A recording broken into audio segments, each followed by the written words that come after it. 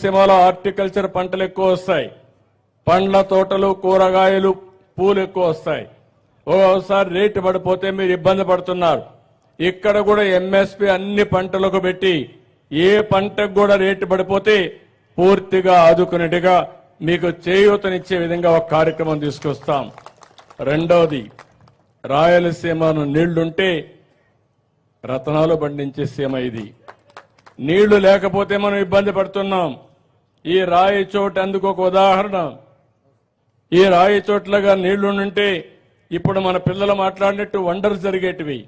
కానీ కొన్ని సమస్యలు వచ్చాయి. హంద్రీ నీవా నేను గాని అధికారంలో ఉండుంటే 1920కి ఈరోజు ఈ కాలువ శ్రీనివాసపురం నుంచి అడవిపల్లికి వెళ్లి చిత్తూరు దగ్గరికి వెళ్ళుండేది. 5 ఏళ్లయింది. ఒక పైసా ఖర్చు పెట్టలేదు. ఖర్చు పెట్టకుండా ఈ ఎడారి ప్రాంతాన్ని ఎడారిగా మార్చేసే పరిస్థితికి వచ్చారు. ఈ సంవత్సరం నేను మొన్నే టెండర్లు కూడా పిలిచాం.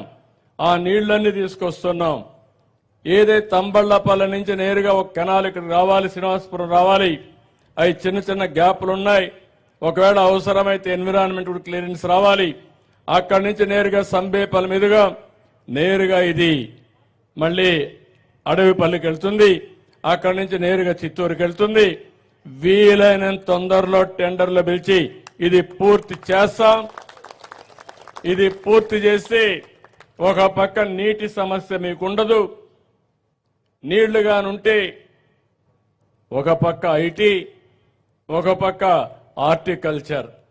బంగారు పండిస్తారు. మీరు ఇక్కడ కూర్చొని ఏం కావాలన్నా చేసే పరిస్థితి వస్తుంది. మంచి పళ్ళ తోటలో కూర్చొని మంచి గాలి పీల్చుకుంటూ ఆరోగ్యంగా ఉంటూ ఐటీలో పనిచేసే పరిస్థితి వస్తుంది. అదే మరి అంద్రినివాలో పీలేలో 70,000 ఎకరాలు వస్తుంది. ఇక్కడ వస్తుంది. నేను ఇప్పుడు కొత్తగా ఒకటి ఆలోచించాను. మీరందరూ గుర్తుపెట్టుకోవాలి. ఈ రోజు రాయలసీమ ఈ మాత్రం ఉందంటే దానికి స్ఫూర్తి ఎన్టీ రామారావు గారనే విషయం మీరు గుర్తుపెట్టుకోవాలి. మీకు కావాల్సింది కులాలు, మతాలు, ప్రాంతాలు కాదు. ఎవరు న్యాయం చేశారు, ఎవరు ఈ ప్రాంతానికి ముందు చూపుతో ఆలోచించారు, ఎవరి వల్ల మనం అందరం బాగుపడ్డాం, ఏ పార్టీ వల్ల లాభం వచ్చిందో మీరు ఆలోచించుకుంటే ఒక్కరు కూడా రాయలసీమలో వేరే పార్టీకి ఓటేరు. అందరూ తెలుగుదేశం పార్టీకే ఓటేస్తారు. ఎందుకు నేను ఈ మాట వాడుతున్నానంటే అందరూ కూడా రాయలసీమ అంటే ఇది రాళ్లసీమ, ఎడారిగా మారిపోతుంది, ఈ ప్రాంతానికి ఏమీ చేయలేమంటే కాదు.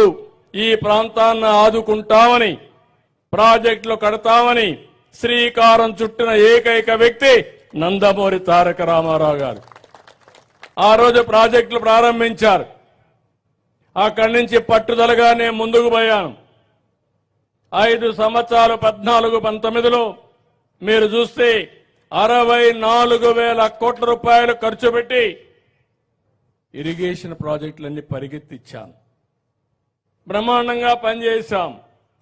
19-24 వరకు వచ్చిన ప్రభుత్వం ఒక్క పైసా ఖర్చు పెట్టకుండా మీరు తప్పు చేశారని నేను ప్రాజెక్టుల పైన పెద్ద ఎత్తున ఆందోళన చేయాలి, చైతన్యవంతులు చేయాలని వస్తే నా మీద తప్పుడు కేసులు పెట్టి నన్ను జైల్లో పెట్టే పరిస్థితికి వచ్చారు.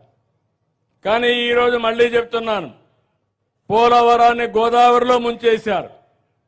డయాఫామ్ వాళ్ళు పోగొట్టే పరిస్థితికి వచ్చారు. 400 కోట్ల రూపాయలతో పనిచేస్తే మళ్లీ ప్యారలల్ గా కాలువని డయాఫామ్ వాళ్ళు కొత్తగా నిర్మాణం చేయాలి. దీనికి 1000 కోట్లు అవుతా ఉంది. 400 కోట్లు పోయింది.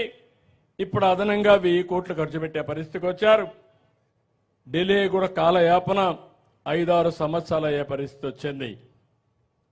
మొన్ననే మీరందరూ ఈసారి ఎప్పుడు గెలవనే రాయి చోటును కూడా గెలిపించారు.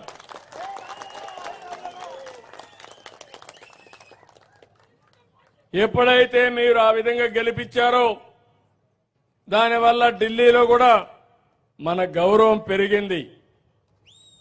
కష్టాల్లో ఉండే రాష్ట్రానికి సంజీవనిగా పనిచేసింది. వెంటిలేటర్ మీద ఉండే రాష్ట్రానికి ఆక్సిజన్ ఇచ్చింది. అందుకే ఈరోజు గర్వంగా చెప్తున్నా, పోలవరానికి 12,000 కోట్ల రూపాయలు శాంక్షన్ చేశాం. 2027కు పూర్తి అవుతుంది. ఒకప్పుడు